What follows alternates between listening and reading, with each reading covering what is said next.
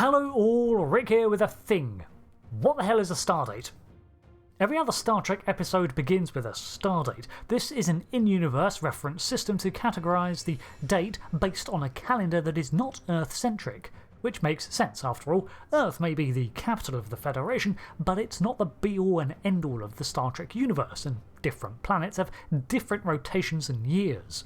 For example, Deep Space Nine was originally in orbit of Bajor, so operated on that planet's day length of 26 hours instead of 24.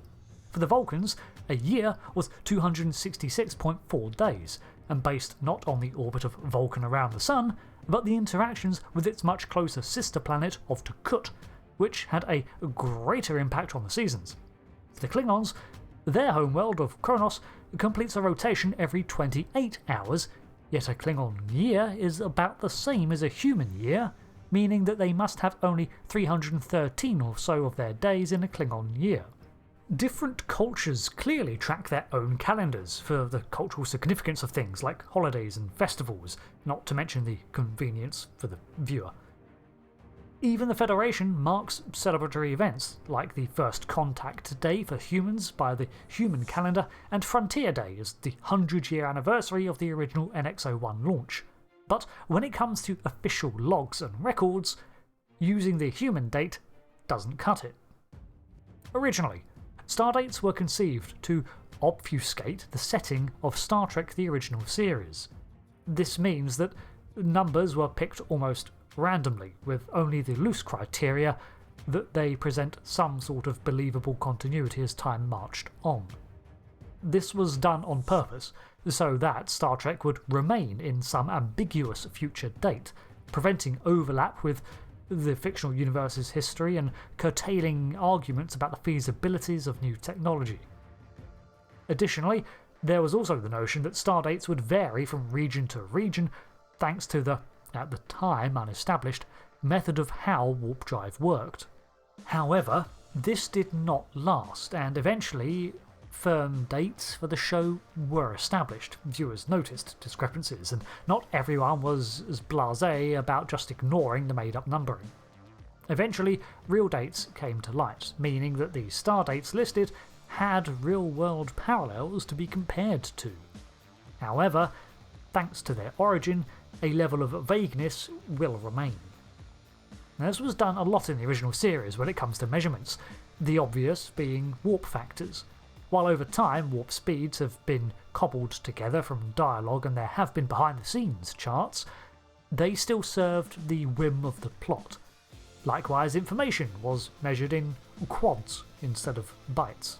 It's harder to point at continuity issues if that sort of thing is never verified on screen.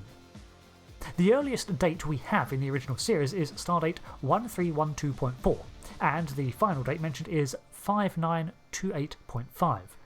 This gives us a time frame to scale the series' events to, and Star Trek Discovery, for the splashes Season 1 made in canon, at least adhered to the same scale, picking its first date as 1207.3, which translates as Sunday the 11th of May, 2256.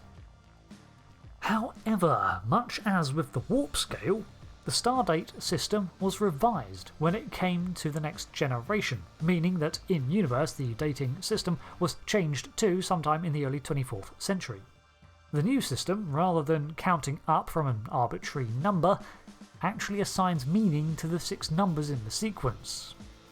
However, these meanings are derived from production reasons on the show, not in-universe ones. The first digit represented the century since the 20th, so 4 meant 2300 to 2399. The second digit was assigned to the seasons of the show, which roughly correlated to a year, so 42000 would be 1 year after 41000. The next 3 digits are randomly assigned, however, but supposedly represent a year passing. The decimal points represent the time of day, based on the Earth 24-hour clock as a fraction. So a 0.2 would be 0448, 0.5 is midday, and 0.0 is midnight. However, this system did not stay in effect, with the second digit, the one representing the season, eventually rolling around from 49 to 50 despite it still being the 24th century. However, as with the dates presented in the original series, the gradual uptick of the dates does give us a rough comparison with real-world times. If 41153.7 is set in 2364, then the first two digits represent the years passed since the start of the new Stardate system. If that new system began at Stardate 01000.0, then that means the new system began in 2324. This Stardate system seems to be maintained even when we see the year is 3188.